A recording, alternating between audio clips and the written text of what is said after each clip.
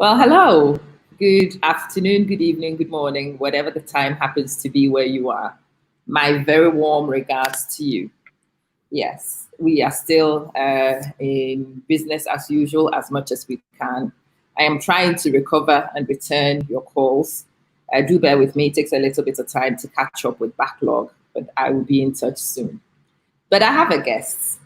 I have wonderful guests, if you've noticed, people who add value to our lives when they come on the show. And yes, I am delivering yet another big one today. I will let my guest introduce himself. And what I will say to you is do as I have. Have your book and your pen ready. If you are electronic, have your device ready. It would be one of those sessions where you will need to make a few notes to go and apply. And I hope your life is blessed as a result. So join me in saying welcome to Dr. Kofi Addison. But I would let the doc himself introduce himself the way we should know him. Good afternoon, Doc. Hello, good afternoon, Amma. How are you doing? I'm very good, thank you. Welcome Wonderful. to the show. Thank you very much. Thank you very much for having me in, and then God bless you for a very wonderful work that you are doing, thinking of people and adding value to people's life. I think it's a very great job that you are doing. You are building the human capacity. Yes. And what you are doing will help human being to minimize its mistake, and therefore we can maximize our opportunity. So I want to thank God for your life and for the life of your family, and then for all that you are doing. And I want to say, as you keep saying, good morning, good evening, good night to all your viewers across the globe. And then I want to also thank you so much for making time and then having confidence in the life of Amma, and then joining her all the time because you believe in her content and you know that she always adds something great to your life. So I'm honored to be part of your program tonight. Thank you. Thank you so much. But my audience are meeting you blind because I refuse to tell them anything about you. It's a pop interview, it's a pop discussion. So would you please tell them a little bit about you, the way you would like to? Yeah, basically, I also don't have a lot of introduction about myself. I'm simply so excited to be called Kofi Addison. So I'm Kofi Addison. I'm a Ghanaian and a proud Ghanaian, and I love the things of God. So I serve in a ministry also as a minister. And, all right. Yes, so I'm a motivational speaker. I have I run trainings. I'm a training consultant. I'm a business consultant. I do a lot to help humanity. Actually, my basic goal is to make sure that lives will be better. So all that I'm doing is to just make sure that human value will be added so that we can increase the human capacity and then make the human more expensive than any asset in the world. I try as much as possible to increase the human asset so that when you enter into a building, you'll be more expensive than the building. Yeah, it has to be. Oh, yes. Christina, hi. Hello, everybody. Welcome. So, like I said, you will need to bring your pen, your paper, and your recording devices. Yes. Hi, Bishop. It's good to see you.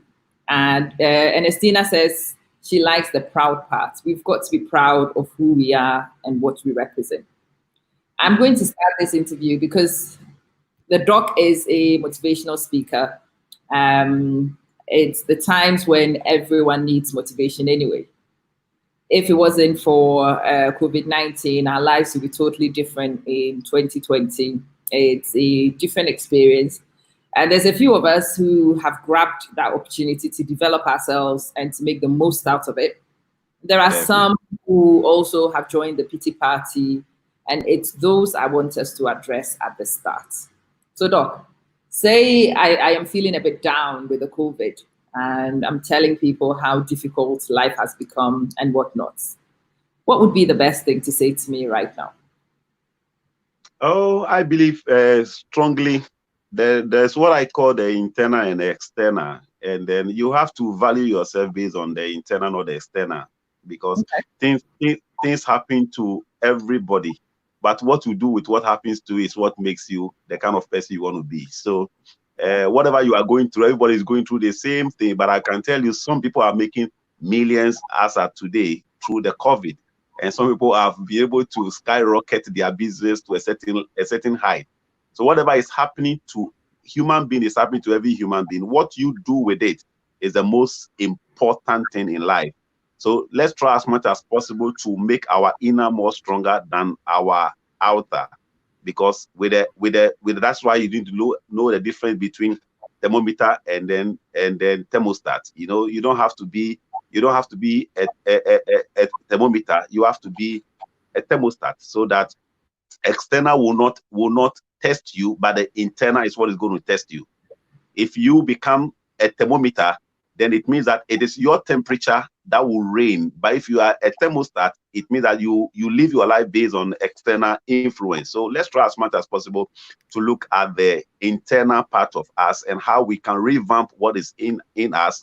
So you ask yourself a question: this COVID, and the COVID is everywhere.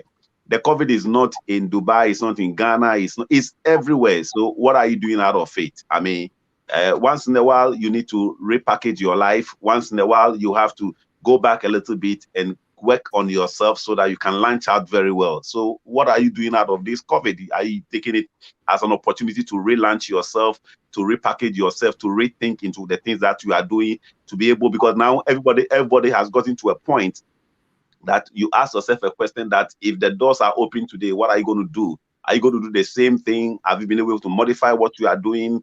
What was a new dimension? What's the creativity? What's the innovation part of what we are going to do in the next phase of life? So let's see it as a first half of life. What are you preparing for the second half of life? And it's normal for everybody.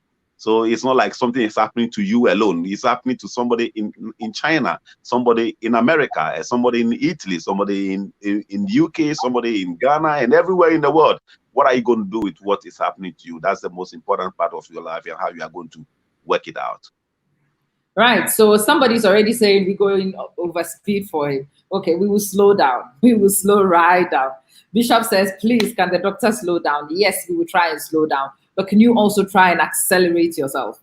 Because what he's about to do is an uplifting session. It's one of those which kicks your hand and it makes you begin to act. Please understand, I'm not here to join the pity party. I've already had enough of that one. It is about moving forward, and it's about moving forward as a better person. So the doc that we need to repackage our lives. That's the one thing I latched onto from that intro.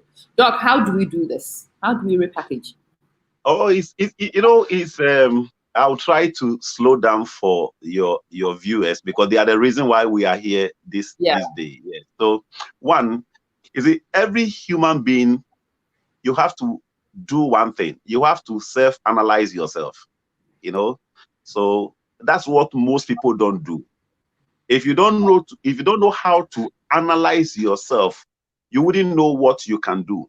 There are so many things we can do as human beings, but because we don't do this first point of analyzing ourselves, we find it so difficult, and we use that one to look down on ourselves. So Amma, you are there. If you want to analyze yourself, let me give an example. You have to analyze your knowledge. What kind of knowledge do you have? You analyze the knowledge you have. Once you analyze the knowledge you have, then you do what I call transferable knowledge. You ask yourself a question: based on this knowledge that I have, what can I do with it? You see, so you just give yourself a point that, look, based on my knowledge, I'm going to analyze myself. Based on my knowledge, I'll put my knowledge into maybe categories 1, 2, 3, 4, 5. Okay, so each 5, I want to connect them to 5 things I can do. So let's say, for instance, you can speak English. If I can speak English, what can I do? What can I do with it? It's a skill that you have. What can I do with it? I can write. What can I do with it? I can sing. What can I do with it? Whatever you have, the experience you've gone through, even people have disappointed you. There are people who have gone through marital disappointment, and then based on marital disappointment, if you analyze it here, you assess it very well, and you repackage it very well, you can become a marriage counselor based on what you have gone through. Okay. You understand it? You've gone through business. Somebody have run away with your business. You are run away with your business. Somebody have cheated on you, and all these things are assets. You see, when we talk about life asset is not what you get from the four corners of your classroom. Life asset is what I call going through the school of hard knock. When you go through the school of hard knock, what do you get out of it? Even your boyfriend disappoints you, it's an opportunity for you to now know how you can teach how not to allow boys to disappoint people. And then somebody also will learn from it. Okay, so these are things that we keep talking about, say we don't have it. We have everything. I mean, we have everything. Now you live in one country, you move from one country to another country. I mean, you have an experience to share. But how do you package it? The packaging of the experience and then marketing it is our biggest issue. But the reason why we are not doing is that because we are too lazy. The packaging part of it, the analyzing part of it, the connecting part of it is the most difficult part. That is why we are not doing it. And always we want to get ourselves into something that others have done.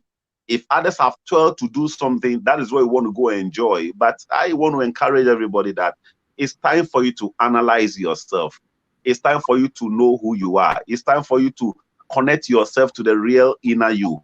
Look at your strength, look at your weaknesses, look at the opportunities, look at your traits, and then be able to connect your strength. You don't need your weaknesses. You have to connect your strength to the opportunities. Connect your strength to connect your weakness to your traits, and then you know which areas to go. If you're a young guy, you know you are very weak. When you see women, you cannot stand them, and then you try that. Whenever you see a woman, you run away like Joseph did, and then you become free. I mean, these are some of the things. Once you know your strength, you know your weaknesses, and you know that the strength that I have, this strength will connect me to this business.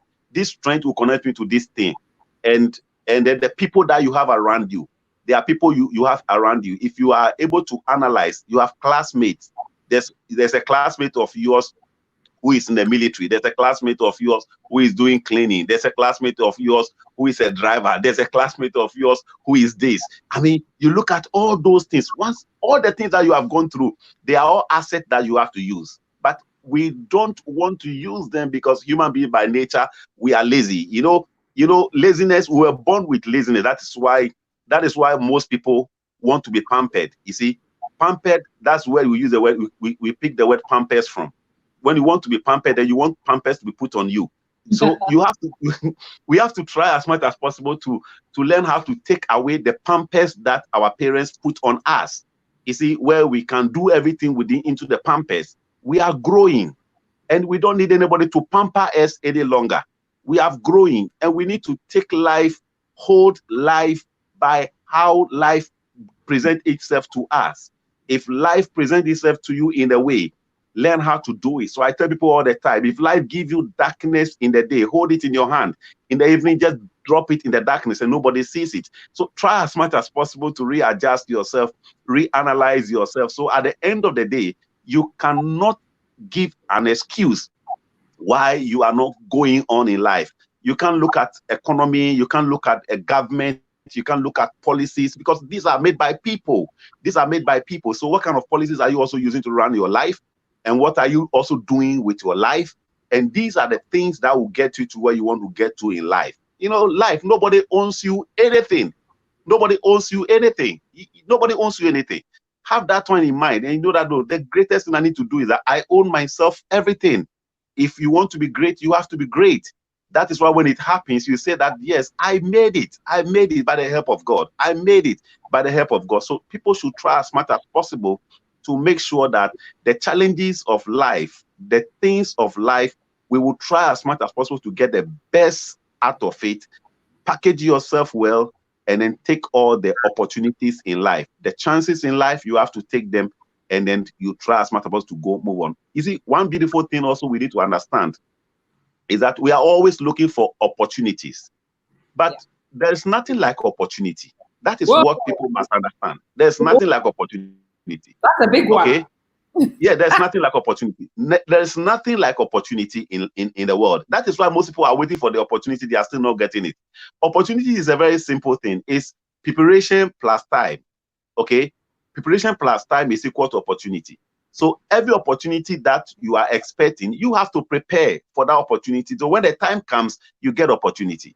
Okay? But if you have not prepared for anything, there's nothing like opportunity. So if you want opportunity into anything, you have to prepare for it, so that when that opportunity knocks at your door, you are prepared for it. As you are seated there right now, if you said, "Oh, I want an opportunity into maybe this organization," I mean, the question is that how prepared are you? Ooh. Somebody say, "Oh, I want to travel. I want opportunity to go to America." And I asked you a question that, "Do you have a passport?" He said, "I don't have a passport." I said, "You are not ready. You are not ready because you are not prepared."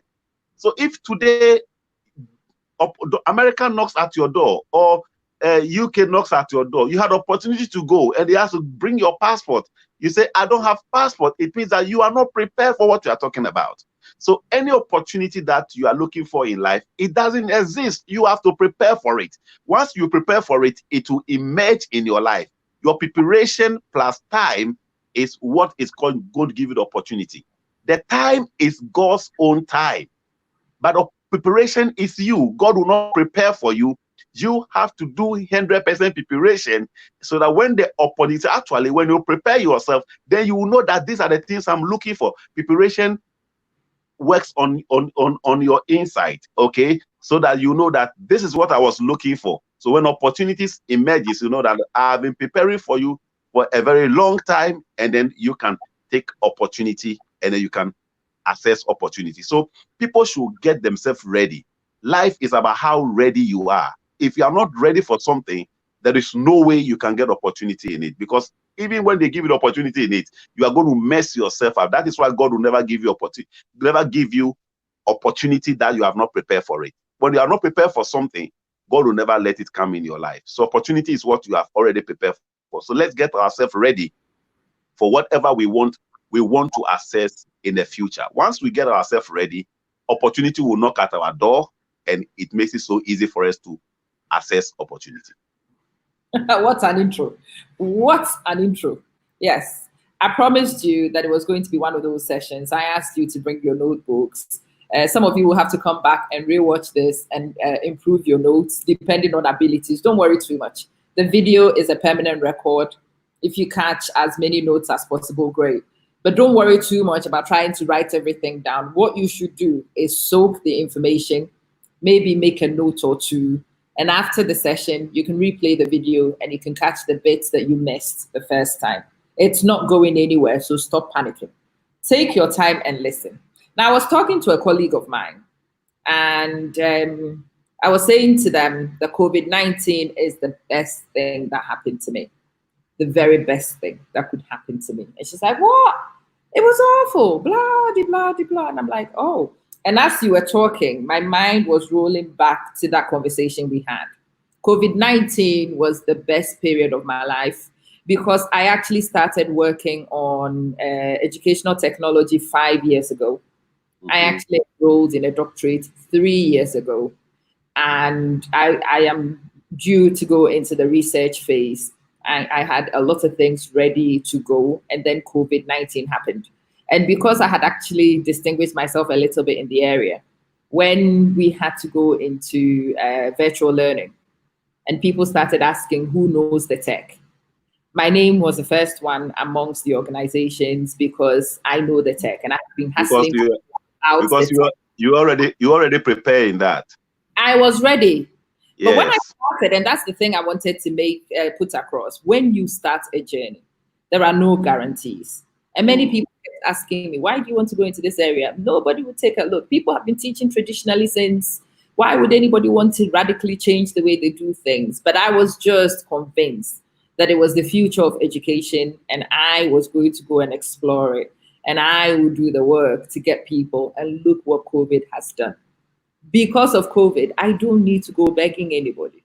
Because of COVID, the phone calls are the other way around. Would you like to help? Can we get you to?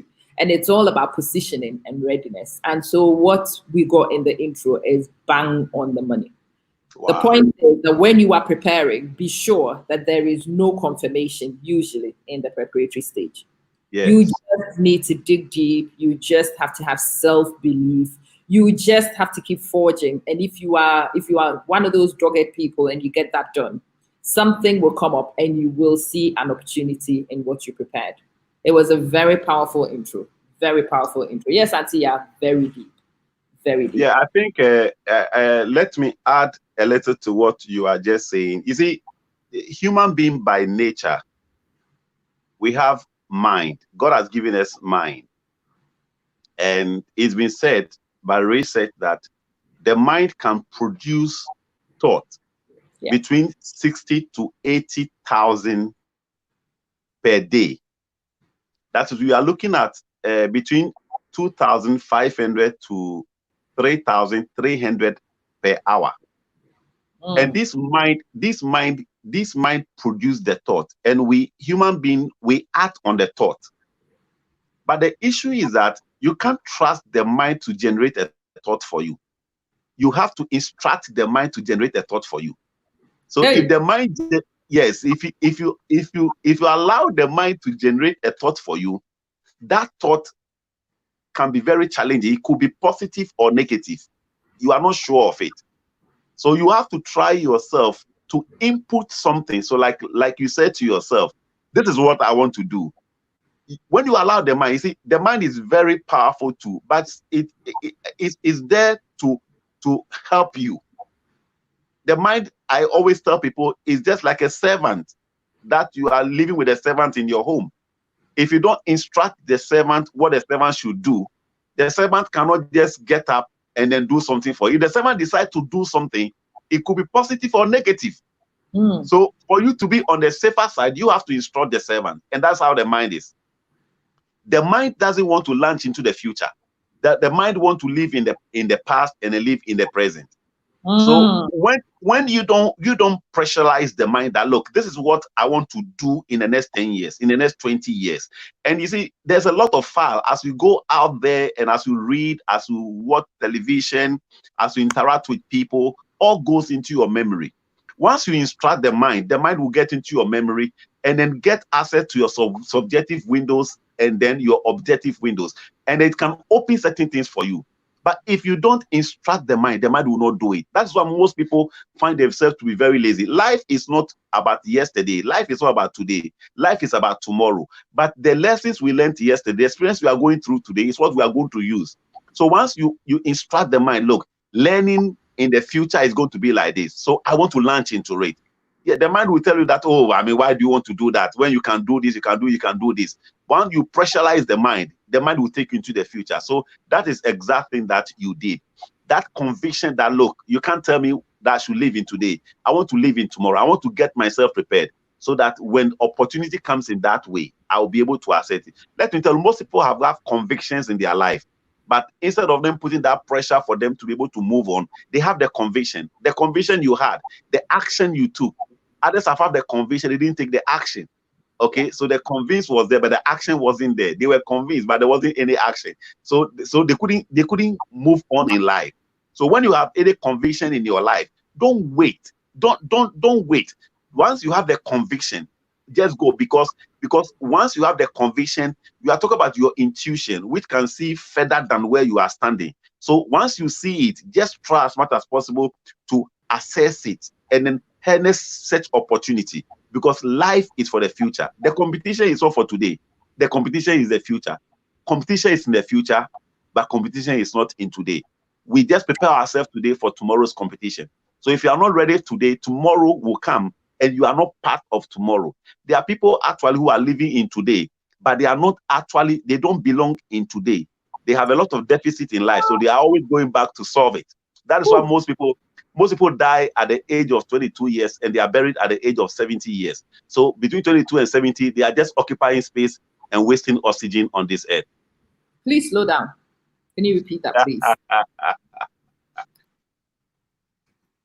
Most people die at the age of 22. And then they are buried at the age of 70. So between 22 and 70, they are just walking on the face of this earth. They try everything. They just want to live their life.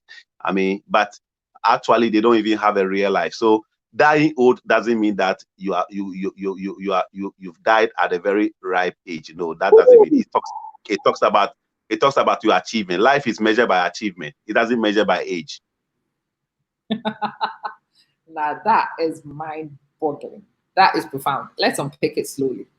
What kills us at 22? Because by the time we get to 22, we've lost everything. We've lost our vision. We've lost our direction, and then we are just following our emotions. Okay, so we follow emotion. That's where we start blaming people. And it's my mother, and it's my father, and it's this, and then we keep complaining, and we keep talking about people. It's my husband, it's my this thing, and then so you realize that you are not focused in life. Okay, you are not focused in life. I mean, and then so you just live your life. Okay, but you don't take responsibility. You don't take the challenges upon yourself. I know that every day, every night, you are growing. And you are not growing younger, you are growing older. So what you need to do, you need to get to a point and you say, look, no, this is me, this is my life. It's not about my mother, it's not about my father, it's about me. So if it's about you, that is where you pick it up from. That is why you realize that, I mean, at the age of 22 years, it's a very prime age of your life. If you don't have direction at that age, if you don't know what you want to do at that age, if you don't know where you are going at that age, you mess up your life, you mess up your direction. That's why people are not supposed to blame people. You see, you take up the challenge. If your parents have been able to take care of you up to that age, that's why we believe that by the age of 22, at least you are done with your first degree in life. And if you have done your first degree in life and you don't know what to do, what else do you want your parents to do for you? What else do you want life to do for you? There are people who became billionaires at the age of 22. People like Mark Zuckerberg. You look at people at the age of 35, they are multimillionaires. I mean, there are people by the age of 40, they are billionaires. Look at somebody like Jeff Bezos. Look at somebody like Bill Gates and the rest. When did they become billionaires? Look at somebody like Steve Jobs. I mean, by the age of 55, that guy has done everything that he needed to do in life. I mean, these are some of the things that we need to understand. Let's take life very early. Richard Branson, at the age of 12 years, they know where they are going in life. People must get somewhere, and then you stop blaming people and stop complaining and stop talking about so many things. The same environment that people became wayward in that environment, people also became millionaires in those environments. And sometimes it's not like where you are coming from, it's about where you want to go. And once you know where you want to go, life is going to assist you for you to get there. Please say that again. Once you know where you want to go, life will assist you to get there. Oh, somebody type it in for me. When you know where you're going, life assists you. And yes. If you don't write anything from today, please make sure this is one of those that you write. When you have clarity, life assists you. When you have clarity, you plan forward. When you have clarity, you don't waste energy on distractions. You have tunnel vision, and because your energy is focused that way, life, nature, God, whatever you want to call the force, assists you to do it. And people have many examples to give. Yes, welcome if you've only just joined us. It is a time with the Dr. Kofi Addison. As you can tell, he's a seasoned motivational speaker. And I felt this time is a period most of us need inspiration. We do need upliftment. But I wasn't looking for let me kiss and hug you upliftment. I really want to kick your hand. I really do. So the doc says that by 22, you should have some clarity. Well, I'm only 24, so I'm 2 years away. So I'm 2 years too late. That it's not too much. I don't know about you. You calculate for yourself how much time you've also wasted. So I've wasted 2 years. I've actually not launched. But it is time to sit down now and reflect, not to take pity on myself for wasting 2 years. But those 2 years should make me work with a little bit more urgency than the average 22-year-old because I have lost some momentum. I've got time to regain in order to be able to make the progress which my life promises. So we are not feeling sorry for ourselves. We're going to use the time lost to galvanize ourselves so we make even further progress in the time we have. So, Doc, we hear you. We're trying to do all these things and take on life early. How do we even take on life? What does that mean? To take life on? What does it mean? I think is very important for you to understand what you call life. Your self-definition of life is very important.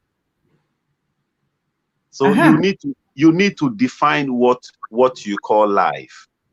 Okay. Ooh.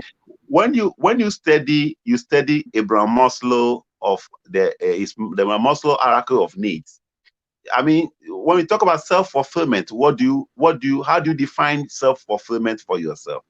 Where will you get to in life and you say to yourself that I have arrived?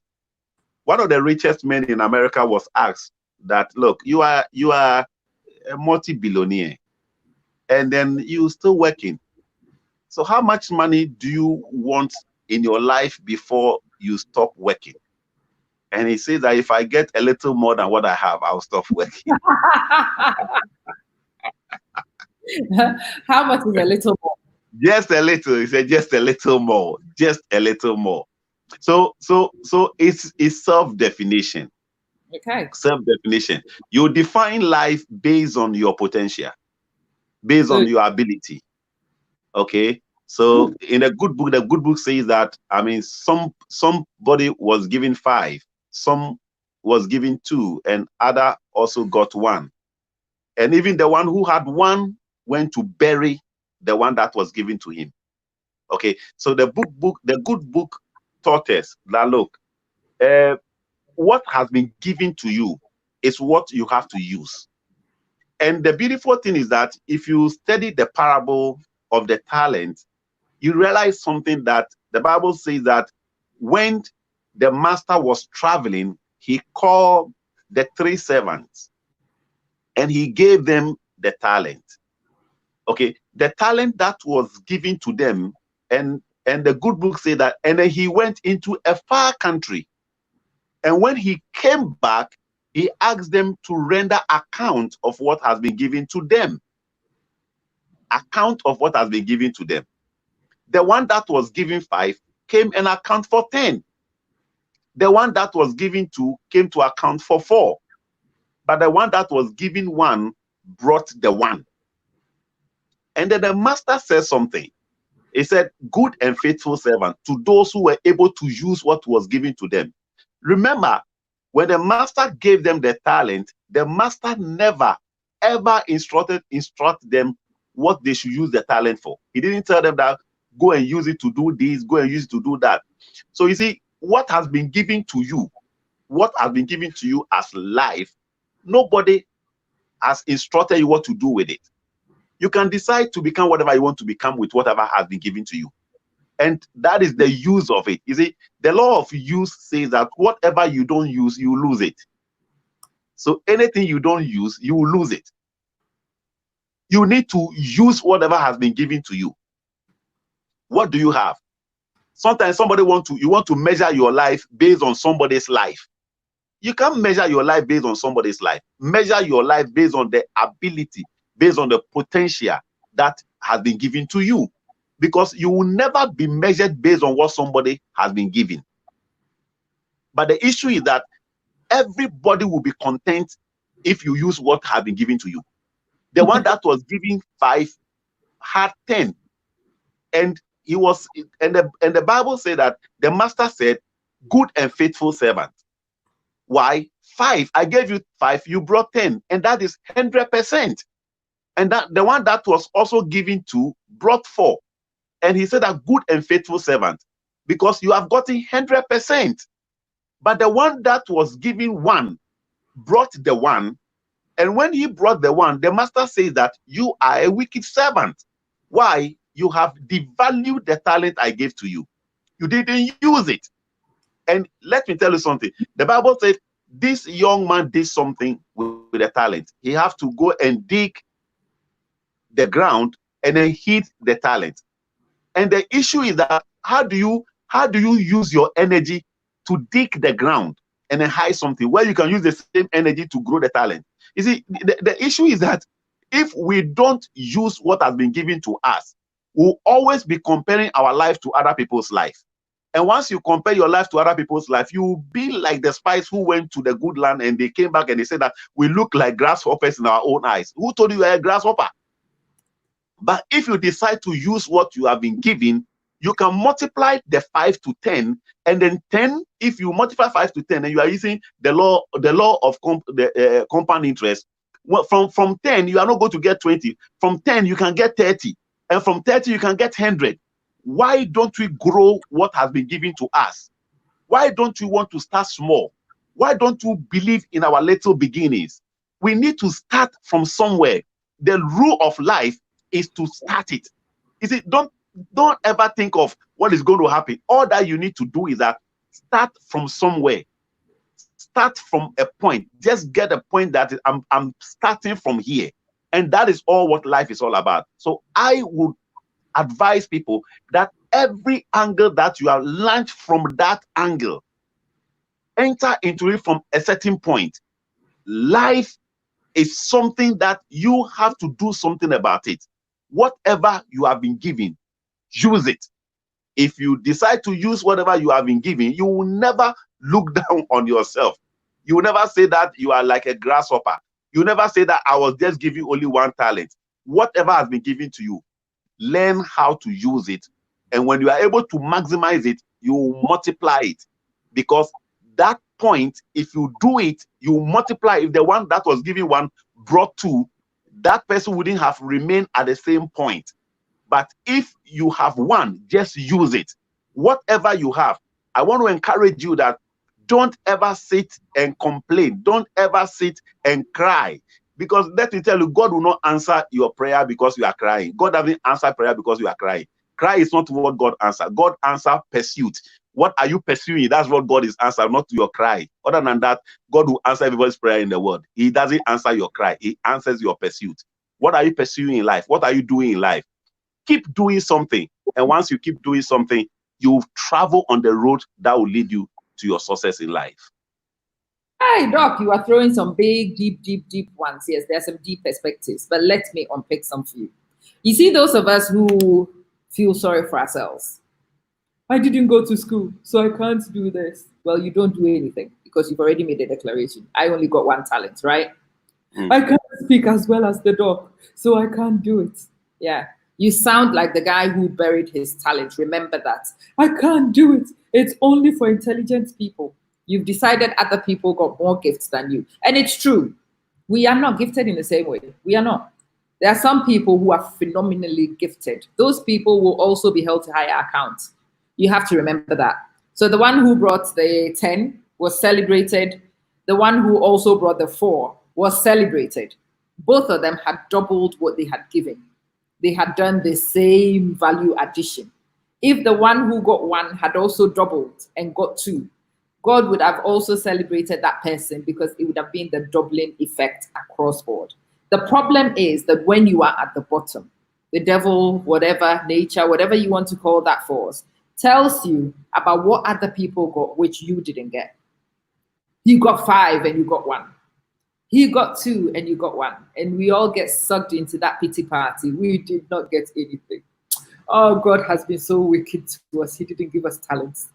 Let's just sit in one corner and mind our business, and we can remind God that he only gave us 1 talent. And from that parable, he will not listen to that nonsense because he's expecting you to double and to increase, add value to whatever he gave you. Now, that is a huge one for me. That is a huge one. Antia says, believe in yourself. That's very true. But what hit me was that part. God answers pursuit. Not whining, not crying, not complaining, but pursuit. Positioning yourself is what would open doors for you.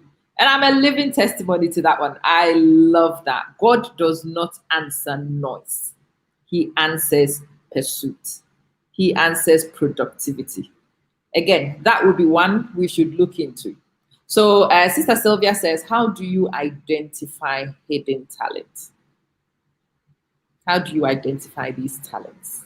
That's a very beautiful question, and then I love talking about talent. You see, when we talk about talent, there are so many ways for you to identify your talent. It's a whole big thing, and then I'll just give some a quick answer to it, and then probably when we have the next opportunity, we can talk about Yes. talent, how you can identify your talent and all those things. Okay. One of the things that you can use as a measure to identify your talent is into what you love. What do you love in life? What are some of the things that interest you in life? So there are two ways. One, what you love can be a lead to your talent, and then what annoys you also can lead you to your talent. Ooh. Yes.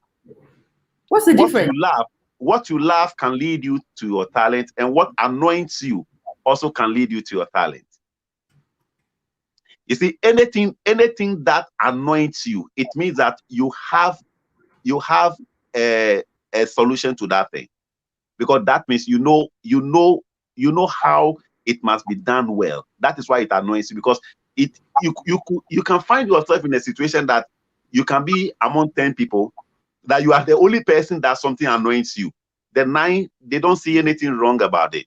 So is it what annoys you tells you that you have been given, you have been equipped to deal with those things.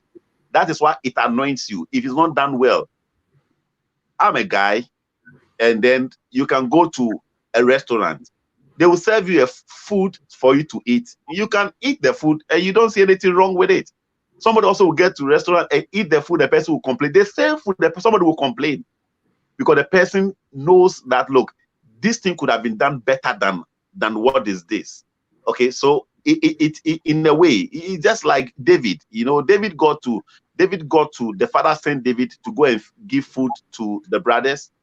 And when David got there, Goliath was insulting everybody, and they saw it to be normal. They all heard the insult. There's nothing that really didn't shake any of them. The brothers were there, the king was there, and Goliath would just come and insult all. But David got there, and David heard the insult, and he said, "Who is this man that is insulting the God of Israel?" But the issue is that all of them heard the insult, but it annoys David. And David said that, "Look, I think I can deal with this man." And you see, because David was able to deal with Goliath, David became a king. You see, so just imagine when he also got there and the insult was normal to him, David wouldn't have gotten anywhere with his life. So whatever annoys you is a lead in you. You see, God gave us triggers in our spirit, and all the triggers that is to lead us for us to be able to do something. And what you love also is a lead. So these two things. So if you want to identify your talent, look at what you love. Like Amma, you are saying that, I mean, you love education. That is why you are organizing this program. That's why you are doing this thing. Because you want to educate people. It's what you love. When people are being educated, then that's your passion. You just love it. So that's what you are doing. And somebody also is there, but the person doesn't have that kind of passion. Okay. I tell people all the time, I mean, when you wake me up and you say I should talk, I can just talk because I just love doing it.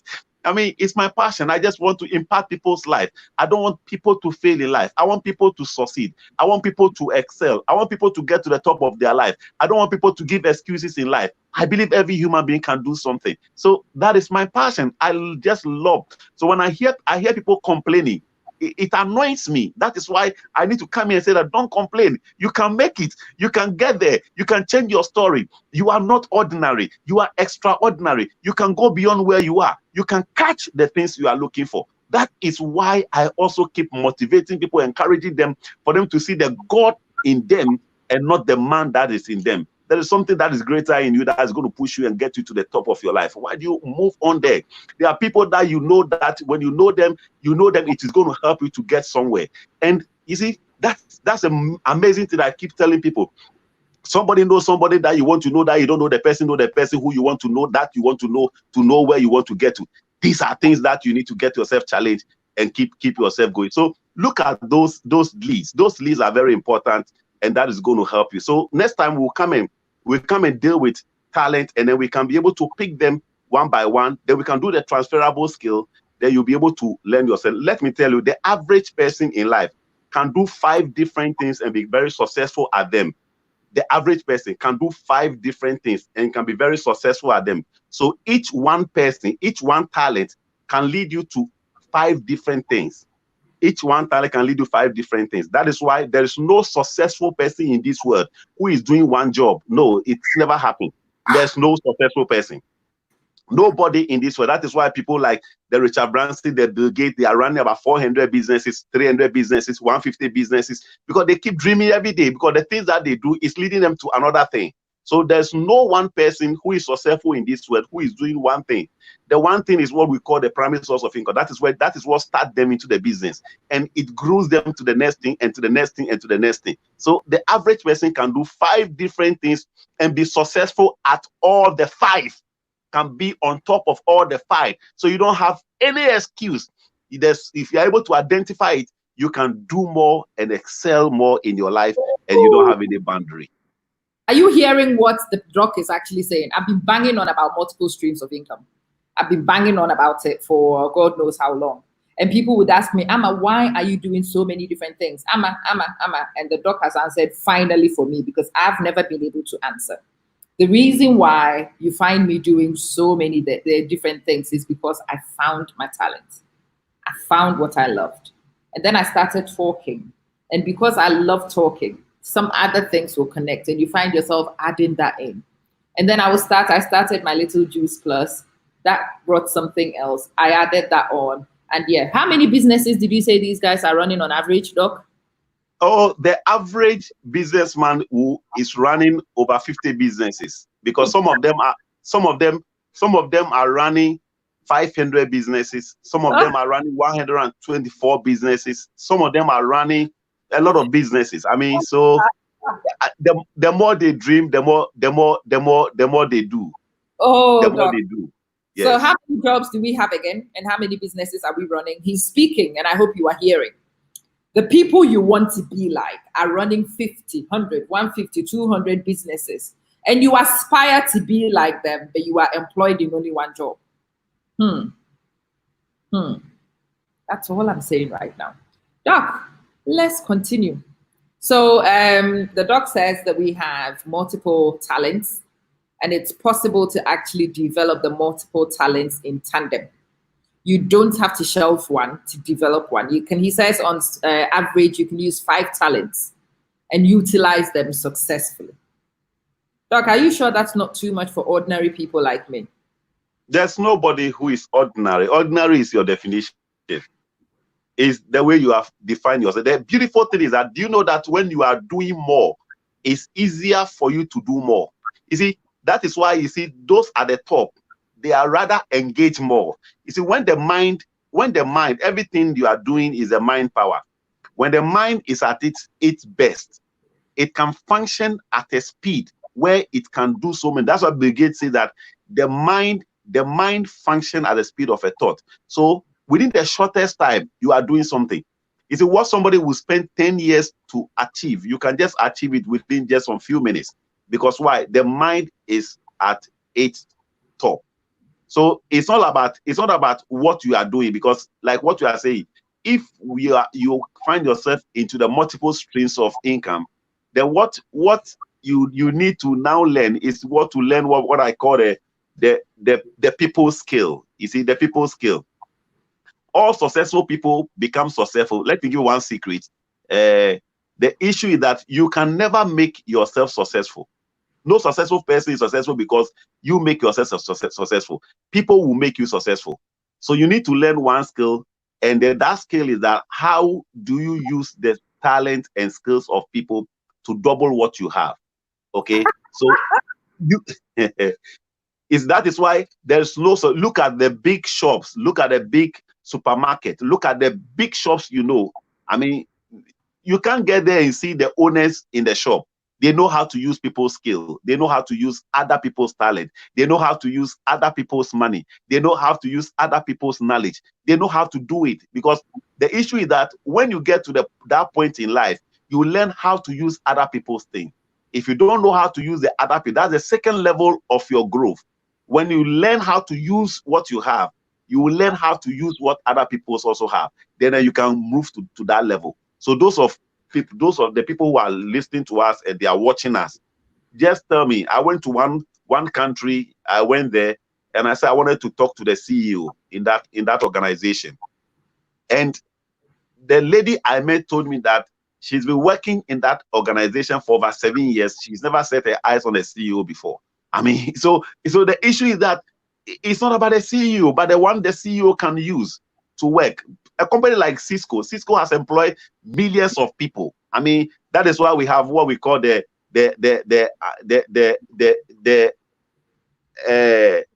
people. We have people who work in organization that they don't even know the owners of the organization.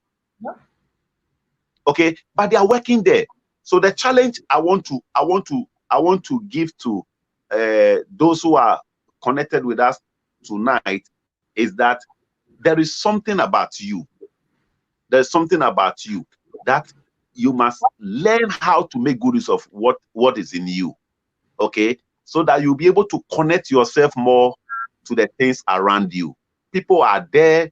You can also do it. You can start from somewhere and then you can get somewhere with it. It's very important. Once we get certain things right in our life, we will feel so important. And that's a challenge. You see, there are people who have money. People are working for money, but they don't know how the money can work for them. Okay, and it's easy for you to work for money because we have what we call financial intelligence. Most people have professional intelligence. They don't have financial intelligence. So having professional intelligence doesn't mean you have financial intelligence. Professional intelligence, everybody can make money, but how many people can use money to make money? All that people know to do is to use their profession to make money. But when it comes to using money to make money, only few people can do that one. So most people have all their monies at the bank because they don't know what to do with the money. That's why the bank will say that I'll give you this interest, because you yourself, when they give you the money, you don't know what to do with it. So you know how to use your profession to make money, but you don't know how to use money to make money. And that's a very big issue that we have with our life. That is why most of us have all our monies at the bank, and then professionals are managing it for us, and they decide how much they want to give us, because they know that when they give it to us, we can't do anything with it. They know that we are not knowledgeable when we come to financial intelligence. We just have professional intelligence. I'm a doctor, I'm a teacher, I'm a this thing, I'm a scientist. You have professional intelligence, but you don't have financial intelligence. And that's one of the biggest things also that is killing us in our life. So if people start developing their financial intelligence, okay, add it to their professional intelligence, it will take them very far. People who are pastors, they have money, they don't know what to do with the money. People who are doctors, they have money, they don't know what to do with their money. And because they say, I'm afraid when I send it here, my money people run away with my money. When you have worked for money, you need to get knowledge so that your money also will learn how to work for you. So apart from being professionally intelligent, you need to be financially intelligent so that you can be able to grow your life. Oh, Doc, to be honest, I want to jump and I want to hug you and I want to, yeah. But Memo has put a really big one here, and I've kept it on the screen for a reason. She says that those are powerful skills. But the problem a lot of us have is that we don't have faith in other people and we want to control all departments. And it's one of the reasons why our businesses don't thrive. We don't empower our staff to use their own gumption and run. Every decision has to be gone through from the CEO's point of view. People are not able to self-manage. No, you have to come, and there's only 24 hours, and you are not able to supervise everybody. You are not able to sanction everything. It takes you a week before you get to something to approve. And by that week, the opportunity is gone. And if you had empowered other people working for you, if you had learned to identify talent and to trust in the talent, then it could actually do a lot of things for you. So there are two things in setting up business. Next time we can talk about how to set up business. You see, there are two things in setting up business. We have one mindset. There are two mindsets. The one mindset is starting a business. So starting a business is one mindset, and that is where most people find it so comfortable to start a business. And we have what we call starting a growing business. Oh. Okay, so when you want to start a growing business, you start with what we call growth mentality. Okay, so the business you are starting with growth mentality, but most people have the business, they have the starting mentality, but they don't have the growth mentality. And that's the difference. So if you have a growth mentality, the growth mentality empowers you to empower people straight away. Because the issue is that without you empowering them, you cannot grow. And but most people, they are running business is just starting a business. They just want to start a business. That is why most businesses fail within the first 5 years, within the first 3 years, within the first 1 year, because it is not a growth business. They don't have growth mindset. Okay. And if you start your business with that mindset, it really affects what you are doing. But if you really want to grow your business, you start a business and you want to grow the business quickly, you have to learn how to trust people, how to empower people, because that's why I told you, people will make you successful. You can never make yourself successful. It's people who will make you successful. So if people will make you successful, you don't trust in people, then it means that you don't want to become successful. You just want to just manage something. In life, people will make you successful. You can never, when you in Dubai, look at the kind of fleet of aircraft you have. Okay, look at the businesses that is going on. Okay, the sheikh is not there working at anywhere, but they are working for him. People will make you successful everywhere in life. It's people who will make you successful. That is why you have to learn how to make what we call passive income that you come to you without you being there. So these are some of the basic principles that you need to learn, because the energy I have now, I'm talking to you, this energy is going to go be in me for the rest of my life, but I'll still have to eat and live and have my life. So I need to come to a point where I can start making passive income. So my active income I'm making today, I'm thinking about how to turn my active income into passive income, so that at my old age, I can go for holidays and I can still make money in life. Right, guys, those of you who watch me and you've been watching for a while, the fact that I am jubilant hearing some of these things will not surprise you in any way. So I've been trying to teach some of these principles. I started a YouTube channel just for this. That YouTube channel is called Money Amma. Money Amma doesn't discuss anything else apart from money. And the principles I teach in Money Amma is what the doc is actually throwing. He's throwing an awful lot of them. He's throwing them very fast, and I'm hoping that some of you are catching it. I've been preaching about passive income for a while.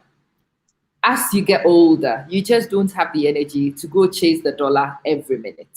At some point, this has to begin to kick in. This has to begin to work so that this can rest a little bit, because this fails as you go along. This fails. And if you've not discovered passive income, you will spend your whole energy running after money. And the sad thing is, the more you chase money, the faster it runs. When I was younger, I've chased money. And then these days, since I started using this one, and I sat here, sometimes I'm here minding my business and money knocks on my door. I'm like, how I wish I knew this when I was 22. If I knew this at 22, I would have conserved so much energy. I would not have wasted so much of it trying to chase the dollar. It does not work. So let's go through. You mentioned growth mindsets. And so I want to look at growth mindset a little bit. That's a bit alien to me. What is growth mindset? What is it?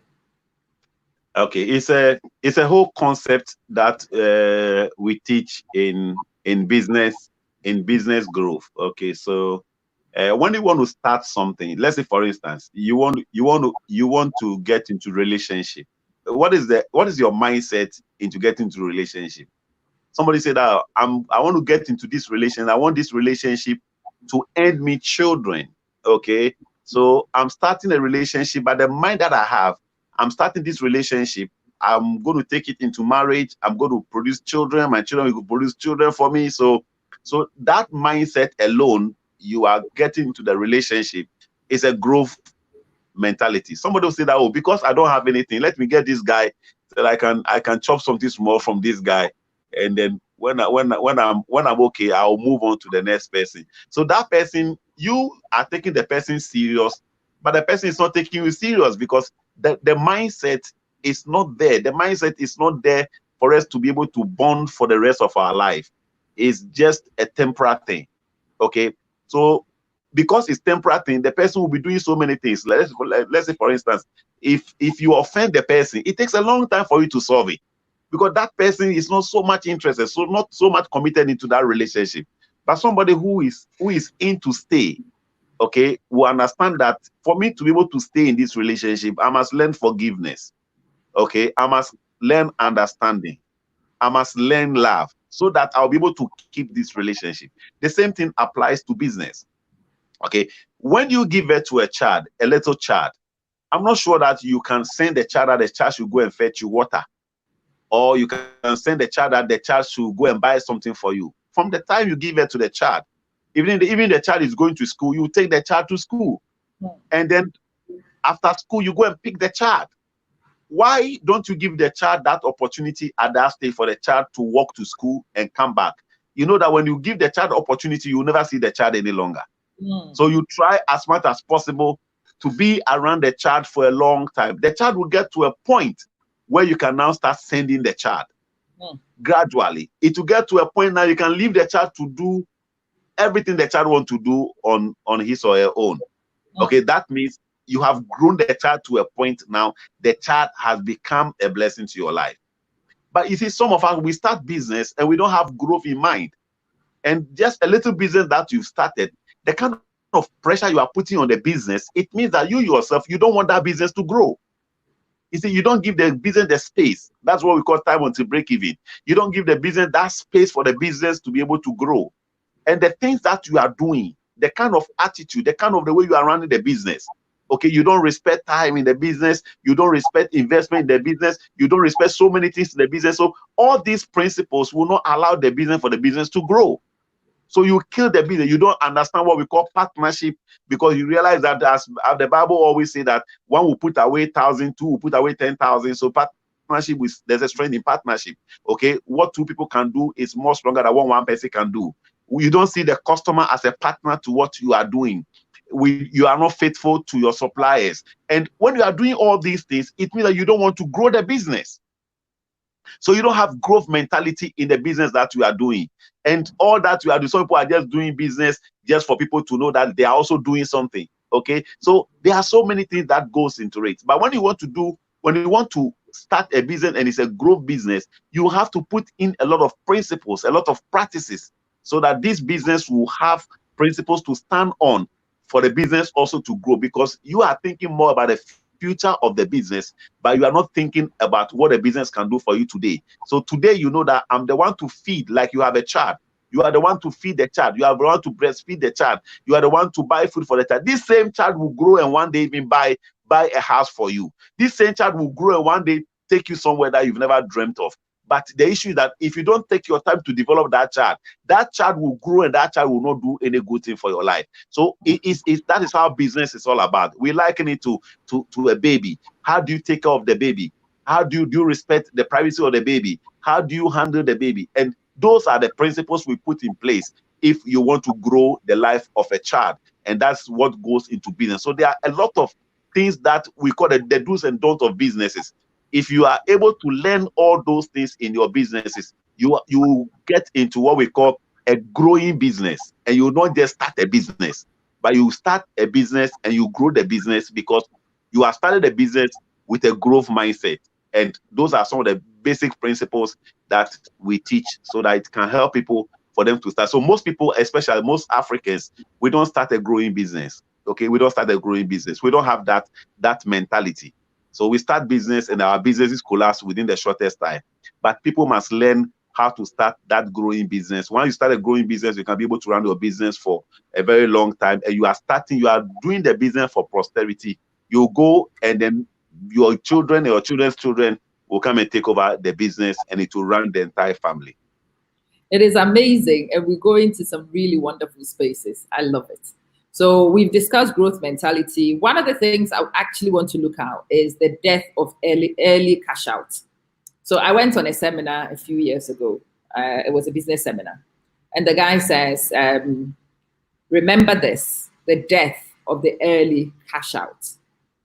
This is going to be the theme of the whole thing. And I'm like, the death of the early cash out. What do you mean? So he starts talking. He talks about businesses which begin to yield profit. and the people who are running the business begin to enjoy the profit and don't reinvest into the business. And because they have genuinely made profit, don't get me wrong. Yes. But the first thing they think about when they make the first round of profit is not reinvestment, but it's about enjoying. So they'll go out and buy a really nice car. So people would gratification. Instant gratification. That's exactly what it was. Instant gratification is one of the reasons why so many of us start things and we never finish it. We want to show success immediately. So at the first profit, we start exhibiting the good living.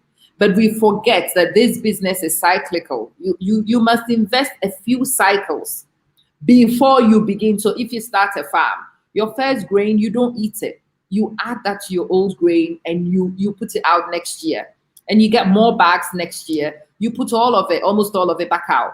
And if you continue to do that for 3, 4, 5, by the 5th cycle, you have made enough and you can continue to feed.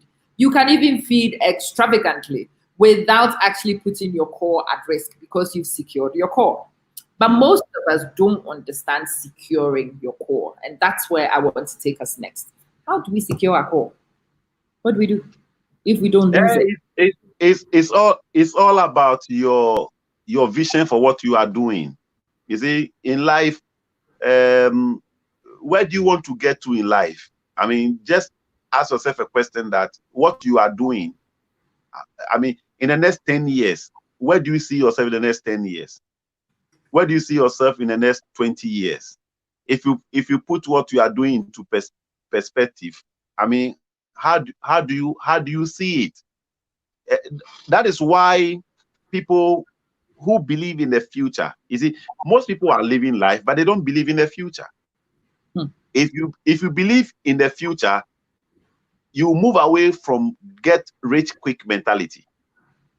Okay, but if you don't believe in the future, then you believe in get rich quick mentality, because the only thing is that you just want to satisfy yourself today. But if you believe in the future, you believe in endurance. There's a difference between endurance and speed. Okay, these are two important things. Okay, when you want to go the long haul is endurance. So you realize that those who run 5,000 meters and those who go 100 meters, they all start with different speed. The one with 100 meters will just start with top speed, but the one with 5,000 will start slowly, because the issue is a long haul. You know that this is 5,000 meters. It's not 100 meters. It's 5,000. So if it's 5,000, you have to believe in a long haul. You have to save your energy, save your strength, and then distribute it gradually as you go on. So you are not just enthused by things that go around you, because you know that there's a lot of journey ahead of you. Okay, so this is what we need to understand when we come to life. You see, life is not about just today and tomorrow. That is why the first core thing in life is to build relationship. Relationship is the most strongest component when we come to life and business success. Okay, so it's about relationship. Make sure that all the things that you are doing, you are building relationship with it. That is the basis of everything. Success is about relationship. Okay, when we talk about networking, it's about relationship. Recommendation is about relationship. Business is about relationship.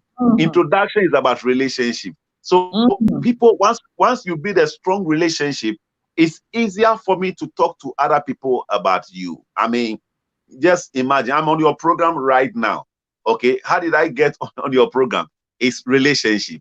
Okay, so it keep growing. It keep growing. So once you build a strong relationship, you are having a future for what you are doing. But if you don't have relationship, everything's about relationship. If you don't bring strong relationship, there's no future in what you are doing. You cannot see the end of what you are doing. And then your life and your business will just be in the short term. You cannot deal with the medium term. You cannot go to the long term. So let's try as much as possible that we'll have a different way of thinking. We'll understand what relationship is, and then we'll respect what relationship is. If somebody come into your life to do something with you, don't think about what you are going to get from the person right away. Think about what the future is going to hold for. You see, the person you are dealing with, I tell people that if you want to marry somebody, don't marry somebody because the person is beautiful or the person is handsome. Marry somebody who have a future. If the person have a future, that's a core thing that you need. If you are talking to the person, you are going out with the person keeps talking about the things around. But you need somebody who you can talk about in our relationship, the next 10 years, the next 20 years, the next 30 years. You see, you need to have a document. You need to have a vision. So the vision of what you are doing is the driver, is the motivator, is the reason why you are doing what you are doing. So these are some of the things that we do. So let's one key point is that let's appreciate relationship, let's solidify relationship, and let's make sure that business strive on relationship. And relationship is what will take you very far in whatever you are doing. So let's respect relationship in all the things that we are doing so that the future will be ready for all of us. Did you hear him? It's all about relationships. Repeat that after me. It is all about relationships. And there are so many stories that I could tell you about relationships. It's one of the things which has been a distinguishing feature. So people would say to me, oh, such a person is an idiot, you should address them immediately. And most of the time when somebody has offended me, even on a live video, I would definitely address you, but I don't tend to be one who burns my bridges easily. It takes a long, long, long time for me to burn a bridge. And it comes from that lesson from a few years ago. You don't know. Sometimes your enemies are the people who will gossip about you and pass on information to the right people. So sometimes you even need to live at peace with your enemies. So your enemies might hear what you are doing and pass you and connect you on to somebody. It's not just about the people who hug and kiss you. Not really. It's not about those who agree with you only. You have to have a wide network because everybody in that network is a bridge to another new territory. And it's one of the big things, big things. If you want to be successful, you have to learn to manage people. Whatever you do, I'm in the classroom and it's all about man management. If I can motivate those kids to do whatever, it has to be from a man management point of view. The head teacher doesn't know how to teach physics like I do. But the head teacher has to manage me in such a way that I put out my very best in the classroom because she's not going to be in the classroom all the time, is she? The reason why I go and I perform for this particular one I work with is because she's a phenomenal man manager. And so we all run around like idiots, trying to do everything and anything to make sure that the school looks good because she's amazing. She's a good manager. It's all about relationship. And sometimes I've worked for people, it's still me, same skills, but I don't output half as much because they want to micromanage me, because they want to be vindictive about little things that don't really matter. And when you are vindictive about little things, people also want to be vindictive right back.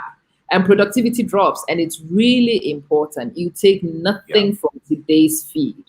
The one thing you take is about relationship building and maintenance of good relationships, because it's very important for networking. Your enemies are your unpaid watchmen. Thank you. They help you to prosper. They do. Doc, let's concentrate on these enemies of ours that we have. I love that part. Yeah, in our community, we have a lot of enemies. And I've been trying to understand how all these people are enemies. Please explain, who are enemies? Who are they? You see, it's all about your perception, okay, and then and how you see who you call an enemy. Let me tell you something. In life, your enemies will give you the most important opportunities in life than people who people who love you. They don't give you much opportunity than your enemies. Yes. I mean, who was Goliath to David? Was Goliath a friend to David? No. Goliath was an enemy, and he gave David the greatest opportunity of his life. Yes. He made David the king. He gave David the greatest opportunity in his life. So the issue is that how do you perceive the enemy? The enemy brings the best in you. The enemy challenges you for you to do your best. So the best in you will come out because there's an enemy around. So that enemy will challenge you and then push you and then bring the best out of you. So it's all about what you see in that person called enemy. Let me tell you something. If not because of enemy, you wouldn't have been you wouldn't have been very careful with certain things that you do. You just live your life anyhow. If it's not because of enemy, when you sleep, you wouldn't even have locked your door. But because of your enemy, you will lock it so that you'll be very sound and secured in where you are. The issue is that the enemy around you is how you perceive the enemy. And there's something good in everything. And if you don't see the good in something, that doesn't mean that the thing is not good. Okay? But there's good in everything. There's good in everything. I always say to myself, there is good in everything, so I always want to find the good in the thing. And once you find the good in the thing, it will launch you into the next phase of your life. So enemies, they give you opportunities that people who love you will not give you that opportunity. Do you remember when David was going to fight Goliath? His brothers came and told him that, my brother, don't fight this man. He will kill you. Yes, because his brothers love him. And if you would have listened to them, he wouldn't have encountered that great opportunity in his life. So please, let's perceive our enemies in a different way. And let's have a different paradigm so that we work on our paradigm shifts and be able to see it from a certain angle. Yes, it may look negative, but there's always positive in negative. And if you don't take your time to look at it critically, you will not even see it. So the point is that, what do you want to see? And whatever you want to see, you will see it. If you want to see negative, you see negative. If you want to see positive, you see positive. But have in mind that there is good in everything. And once you see there's good in everything, when somebody comes close to you, it doesn't matter who the person is. It doesn't matter how the person hates you. Just ask yourself a question that, what can I learn from this? And how do I move on with this thing that has been given to me? Once you're able to get on those things, you will see it from a very different angle. You see, there's a story about a certain man, and this was shared by one of the men I really love so much. Okay, and this story was this man who went to a hospital and came out of the hospital. When he came out of the hospital, he was seated with the children and they were waiting for the bus. And the children were just making noise and jumping and just walking around and making noise. So the people around the bus stop also, they became very worried. And they started shouting on the man that the man is a very irresponsible man. The man doesn't know how to take care of his children. The man doesn't know how to do this. So one of them decided that he's going to the man to just fire the man. And then when he got to the man, he told the man that, look at you, you are very irresponsible. Look at the way your children are walking around and they are making noise. Can't you even tell them to stop? Can't you control your children? And the man just told the other man that the reason why I'm quiet, it's not like I can't take care of my children, but we just came from this hospital and these children, my wife or their mother is on admission. And when we went there, they just told me that we've lost the mother. And I don't know even how to tell them. So I'm taking them home so that I can talk to them. So as I'm here right now, this is just the hospital. My wife is at the morgue. And the man said, oh, sorry. Allow the children to jump around. Allow the children to make the noise. So you realize that sometimes when you don't understand certain things, you didn't know what to get out of it. That's what we talk about paradigm shift. So when you look at somebody, look at the person critically and ask yourself a question that, this thing that this person have done to me, there are people who have been evicted from their home. And if not because of the eviction, they wouldn't have built their own house. I'm telling you. There are people who have been chased, and if not those people who chased them, they wouldn't have discovered themselves that they are very strong. So sometimes there's good in everything, and let's look for the good in it. and we shouldn't just throw it. We shouldn't just put the baby in the water and then just throw the baby away. We don't do that. Let's look at the good in it. And once we look at the good in it, we'll get something good in life. Enemies are very important as friends.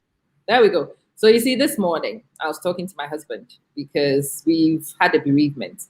And because we've had a bereavement, you have to sit down and you have to talk and review. And I was talking to my husband. I lost my dad in 2017. The worst thing that ever happened to me in my life. Wow. And when he first passed, oh my God, talk about something unhinging and derailing every aspect.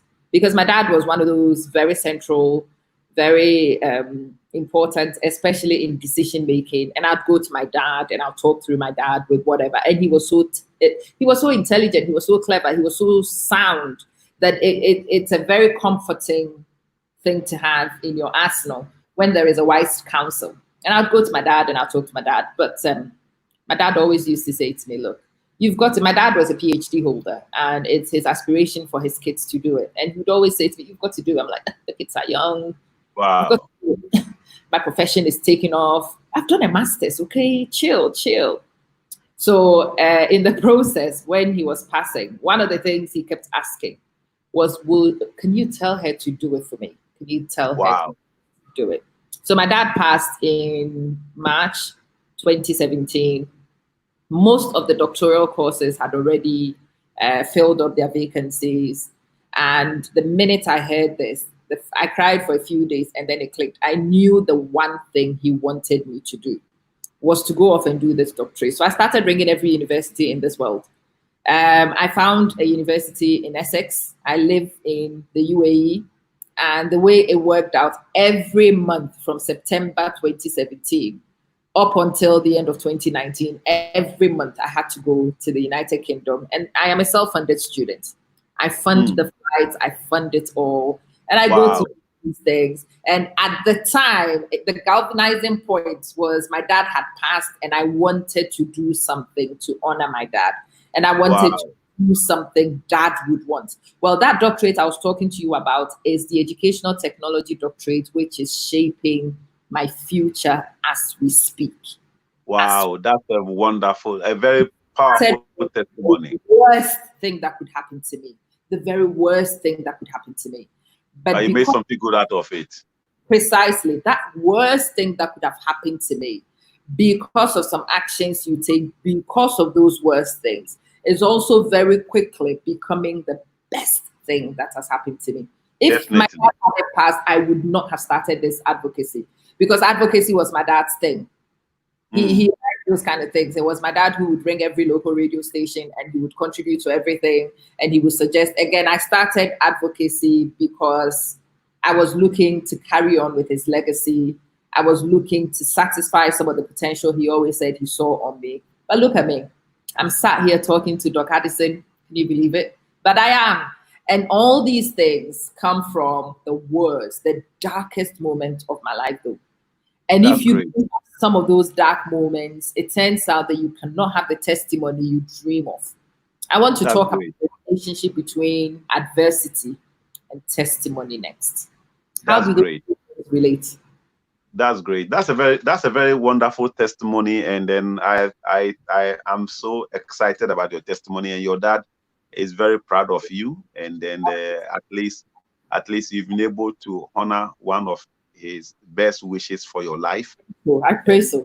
You are just doing it for him, and that's great. And I'm so excited that he's watching you from heaven, and then he's just clapping for you. I pray so. I pray so. Amma, you've done very well. I mean, one of the things that we also need to understand, like they're talking about the adversity. Adversity is part of life, you know.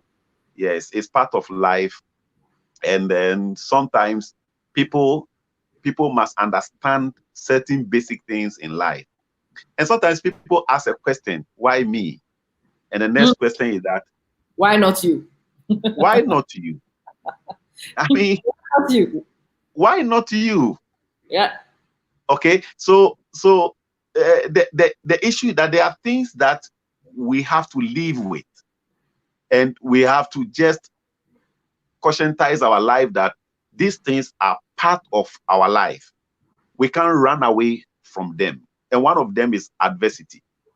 That is why in life you have to get yourself ready for anything in life, because anything can happen to anybody. Yeah. And then the reason is that most people see things that are normal and the day-to-day occurrence as a shock and surprise to their life. Yeah. But even the good book says that in this world we find ourselves in, there will be tribulation. Yeah. And the good book also says that we will go through fire, we will go through challenges. So the issue is that every adversity in life, God is expecting you for you to overcome it. Okay. Every adversity. The issue is that you cannot design what kind of adversity you are going to encounter in life. But the issue is that you have to build your resistance, that whatever happens to you, you move on. That is why the good book, Paul said that what can separate the life I have with God is that tribulation, is that crisis. Those things has not happened to him. But he's saying that in the event when any of them happen to me, it will never separate the love I have for Christ. So these are the kind of life we have to live our life with. The issue is that everything happens to everybody. Okay? But what you do with what happens to you is the most important thing.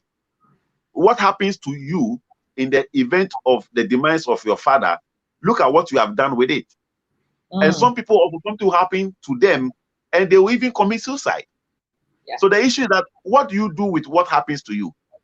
But what I want everybody to know is that adversity is part of life, but we need to build a resistance. That is why I always encourage people that you need to have God on your side, so that in time of adversity, in time of challenges, you have that encouragement for you to go through life and get to the other side. But the issue is that whether you like it or not, I tell people it's not about prophecy. I don't prophesy.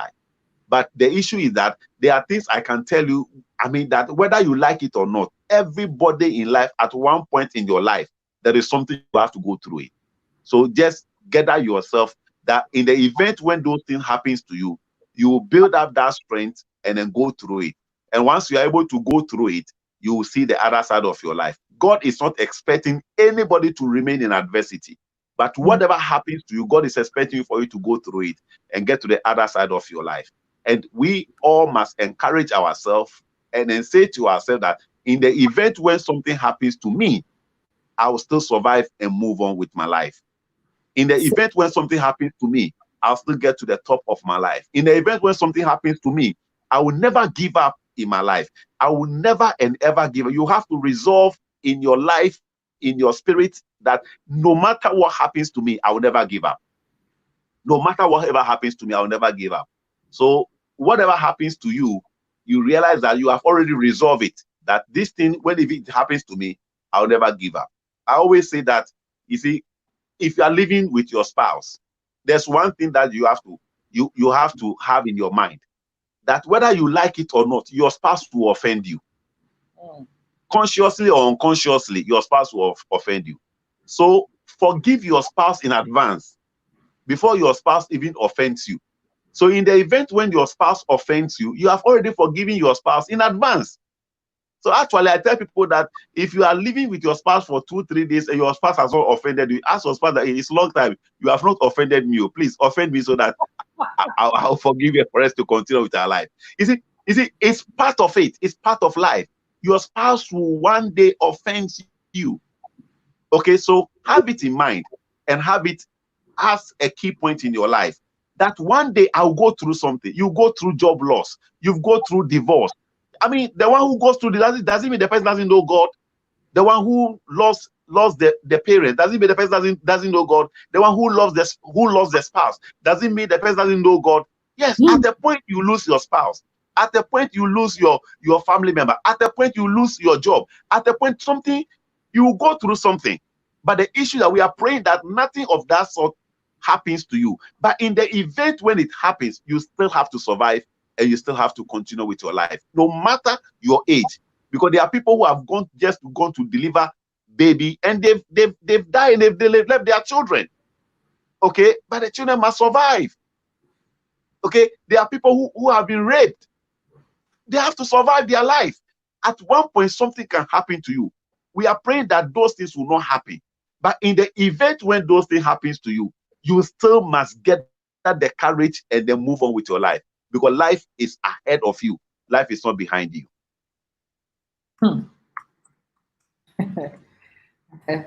This is deep.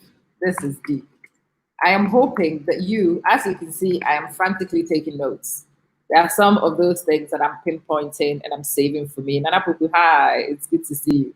You will never give up in your adversity. Let me tell you something about adversity again. We all want to have testimony. So I met this lady a few years ago. She has lost one of her legs. In the accident that took her leg, one of her ears is also gone off. It's not actually working. It's there, but her hearing is only from one side. She has lost sight in the eye on that side. So literally everything on that side is not working. So she comes and she delivers this talk. She comes in and somebody wheels her majestically to the center. And she tells us, turn me around so I can see them from my good side. So the person turns her around so she could see the audience from her good side. And we're all like, what's going on? She says, well, don't you people wonder why I have a good side and a bad side? And we were like, yeah. Do you want me to tell you the story? We were like, yeah. Oh my God, I had a hideous accident. It nearly killed me. I was in a coma for 4 months. Blah, blah. She told us all these things. And everybody's like, oh. She turns around to the bad side and she says, look at this room full of idiots. You're all feeling sorry for me, right? And we're like, okay. How much did you pay? It was $150 per person to come here and speak. There's about 500 of us in the room. Wow. And she says, multiply $150 by 500 is how much all of you are paying me today. And I would never get you to come to a room to listen to me if this hadn't happened to me. You could hear a pin drop.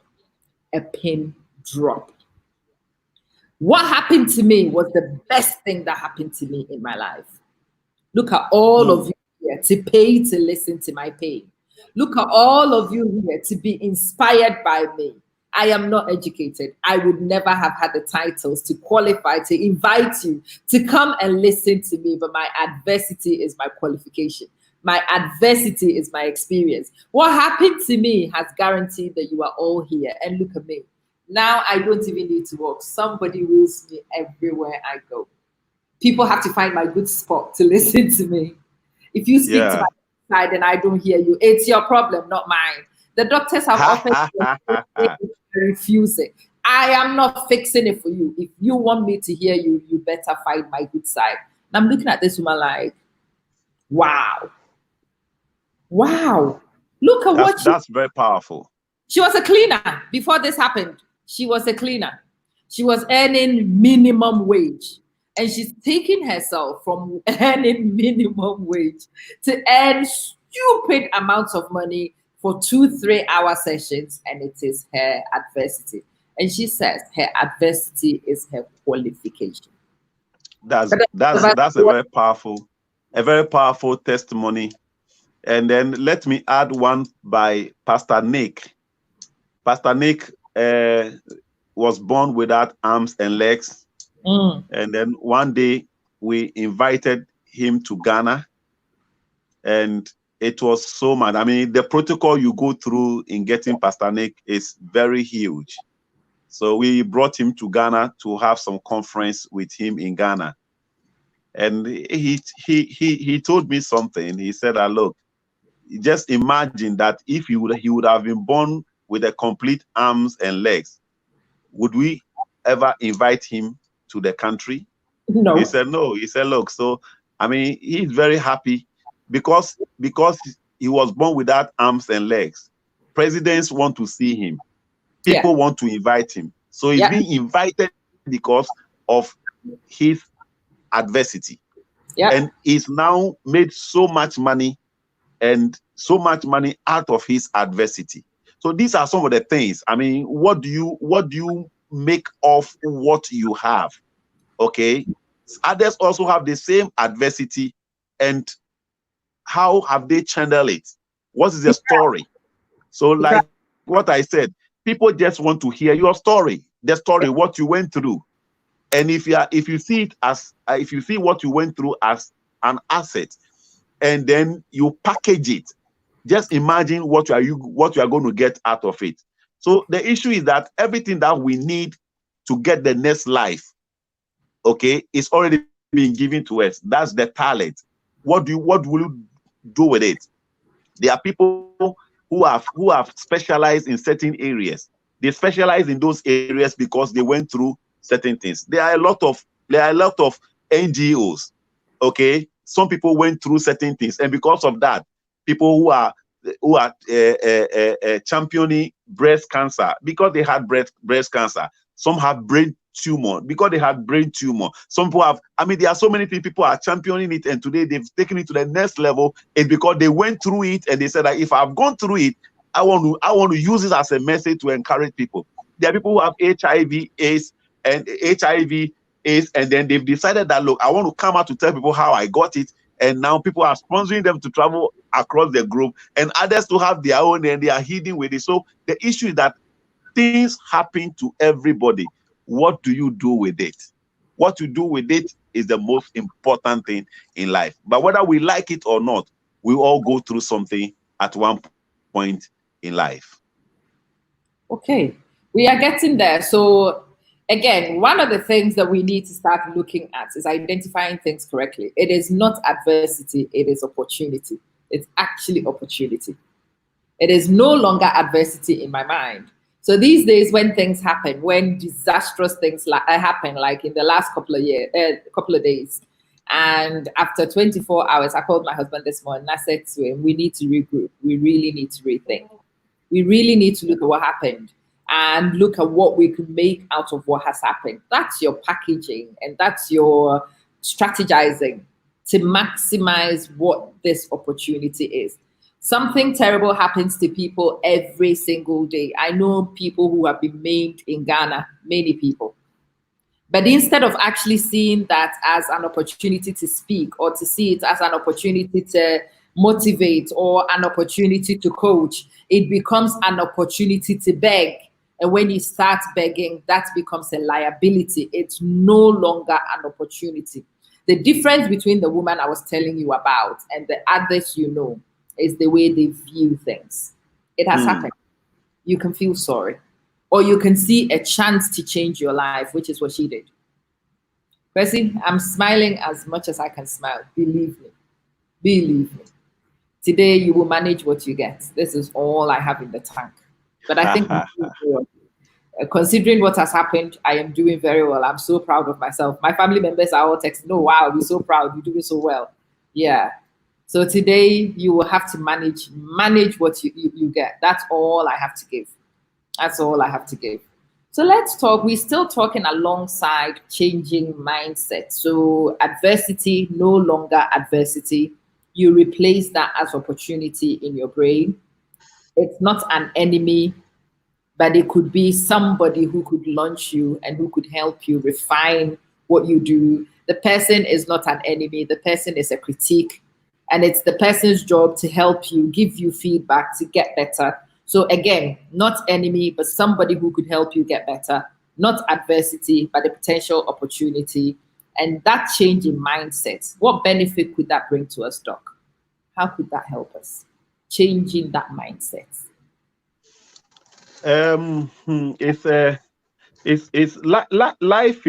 Life is what you want to get out of it.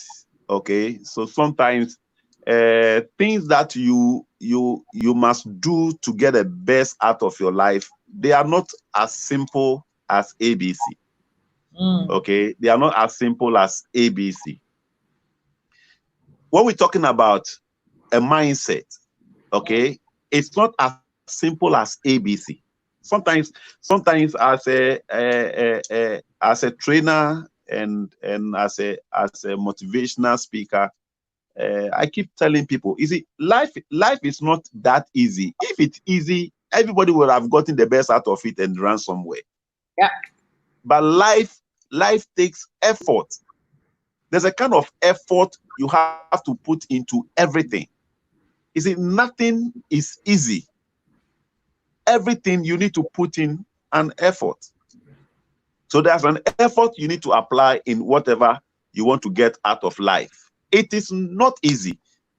If anybody tells you that life is easy, the person is joking. Because even in the school, there's difference between theory and practicals. Okay, so you cannot say that you've gone through theory and then you are okay. There's a story about a certain doctor and then a patient at a theater. So when the doctor was to perform the surgery on this lady, the lady was very nervous and started shivering. And the doctor asked the lady that, please, why are you so nervous? Why don't you relax for me to go through this surgery peacefully? And the lady says that, doctor, the reason why I'm very nervous and I'm shivering is because this is the first time ever since in my life I'm going through surgery. And the doctor said that, please relax.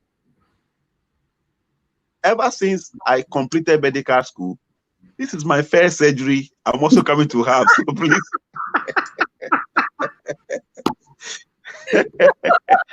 So I'm also nervous, but I'm taking it cool. So please, can you relax for me? Let me do it well, and then I can wash my hands off it. You see, everybody is going through something. You see, everybody is going through something. But people are trying as much as possible to manage and handle and go through it. Yes, that was the doctor's first time. That was the patient's first time. There's always first time for everybody. There's always first time for everybody. But the kind of courage you need together to go through the first time, that is the most important thing. But the issue is that don't sit down and expect things to work for you. Nothing works if force has not been applied. It takes force to move an object from one point to the next point. So let's try as much as possible that everything that we want in life, there is a contribution that we must put in, and that is our effort, and that is our faith, and that is our belief, and that is whatever we need to put in. Nothing in this work will ever work for us if we don't apply anything. So people shouldn't just sit down. When you want to move from point A up to point B, okay, it's not automatic. Life is not automatic. Life is not automatic. There is a contribution, there's an effort, there is something you must apply to move from one point to the next point. So anybody who wants to have change in life, you can't fold your arms. You can't sleep. You can't relax. You can't just get into that mode for you to get the kind of life you are looking for. So what I want to encourage everybody is that whatever you want in life, there's a price you must pay. And you must pay the price in full. And if you don't pay the price in full, you will never get what you are looking for. That is why I like the automatic system. Okay, if you want to buy air tickets and the price you have to pay is £1 or $10. If you put in 99.9, it will never accept it. You have to pay it in full. So just ask yourself a question that the kind of life I'm looking for, how much am I supposed to pay? And know how much you are supposed to pay and pay it in full. Once you pay it in full, you will get the kind of life you are looking for. There is nothing in this world that is easy. That is why I tell people all the time that it is only in the dictionary that success comes before work. If you want to live a dictionary life, then you will see success before work. But if you want to live a real life, work comes before success. So we shouldn't live a dictionary life. We should live a real life where work comes before success. Let's try as much as possible to pay price in full so that we can get whatever we are looking for. Everything that you are looking for, you must decide to pay a full price for it. Once you are able to pay a full price for it, nobody can deny you of the kind of life you are looking for. Nobody can deny you of the glory you are looking for. Nobody can deny you for anything you are looking for. That is why you can be so bare-chested. You can go to the airport. You say that I have paid my ticket. I have a seat. Nobody can deny you of anything. But if you have not paid in full, you can't get what you are looking for. So nothing is easy in life. We must pay the price in full so that we can enjoy the full benefit. What a profound place to pause. I mean, my brain is spinning. My brain is spinning. And if you leave me, I would keep the dog here for another 2 hours. I am known to do that.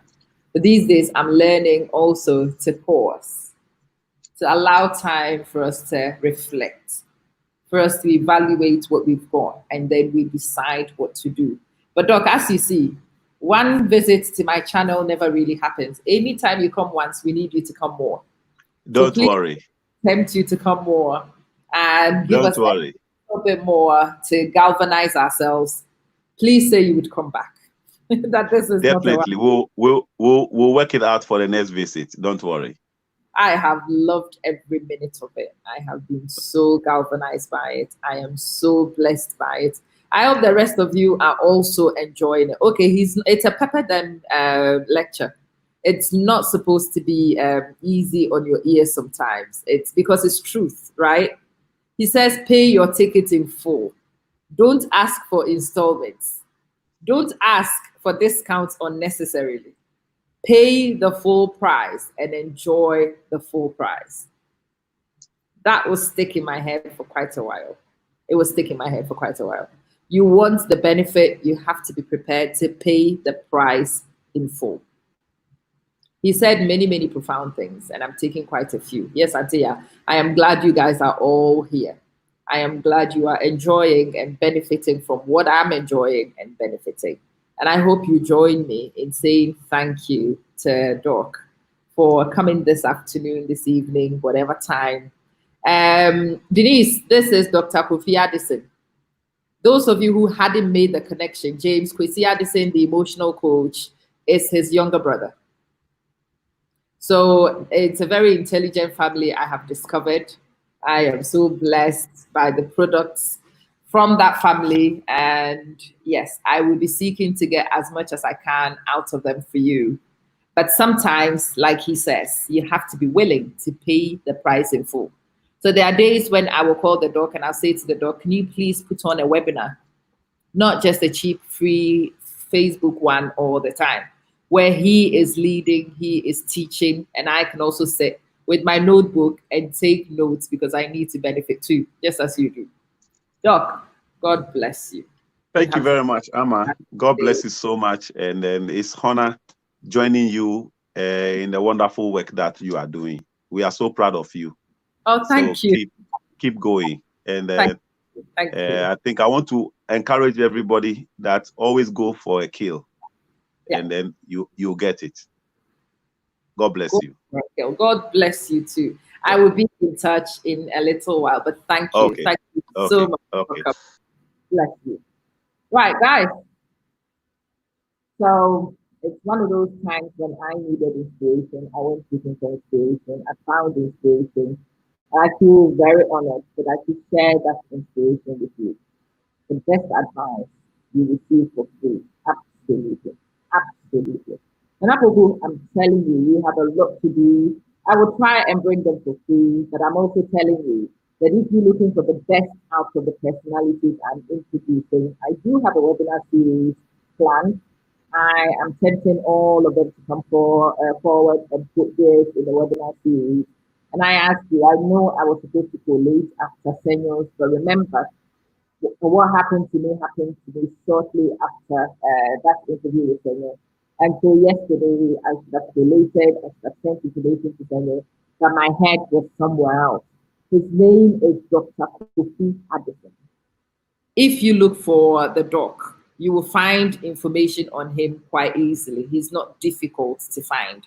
Um, he has a few things up. I didn't really discuss too much about the personality because I was loving the impartation. Next time he's up, I will let you go and check. But there is a program of his called Live Talk. Go check Live Talk out on Facebook. And when you have seen Live Talk and you followed him a little bit on social media, I think you would be absolutely delighted that we got to get the dog to come here and talk to us. Sometimes I look at how lucky I have been in getting the personalities to come to speak to us. And I don't know how the Lord decided to bless me and bless you this way, but I am not about to complain. I am just going to maximize it. I am going to utilize it as much as I can. Dr. Kofi Addison, his name is. Thank you. Thank you. Yeah. In my adversity, I needed to find some inspiration. So I went looking. I found it. And I'm hoping that those of you who also suffer a little bit or a lot, whatever, also found some beneficial nuggets to take forward with you. Amen. Amen. Amen. It's an amazing opportunity to bring that to you. It is true talk. We really do need to talk to ourselves. Why me? And the question is, why not you? Who should suffer it? And why not you? You want to receive the goodies, but you don't want your share of the adversity. Makes no sense. And the next time anything happens to you, which feels like an adversity, remember that it's no longer an adversity. It's a learning opportunity. What is the lesson here? What are you supposed to learn? What skills are you supposed to derive from this unpleasant experience? What refinement should come to your life as a result of this one? How do you spring forward because of this that has happened to you? Because of this terrible thing that has happened to you? What can you change as a result of this thing? And when you get answers to some of those questions, you would be making progress. You would be making serious progress for the first time in a while. I've shared some of my stories. I hope some of my adversity stories allow you to also reflect on your own. And you will find that when you reflect, we are actually not making it up. You learn more in your moments of adversity. You discover people's character when you go through adversity. You know your friends for sure when you experience adversity. And your network becomes better as a result of that information. Right, hopefully I am able to find the legend who is Ernesto Yeboah. I was having an interview with Ernesto. It was the first interview I was doing after the day before, and it was not the easiest of interviews. I ended it prematurely because we were also having network problems. So I'm hoping that today Ernesto and I would be able to resolve the network side of things. And I will give you a much better discussion with Ernesto. We are talking about activism and why some people need to sacrifice themselves to be activists. It's a higher order. It's a calling for very special people. He will explain that to you. Maybe some of you are those special people, but haven't quite worked out who you are. Then maybe speaking to people like Ernesto will help you discover. The doc says that you are happiest when you discover your talent. Do you know your talents? I'm off to go and find my own. And maybe when I find it, I will share with you at some point. Thank you so much for watching. God bless.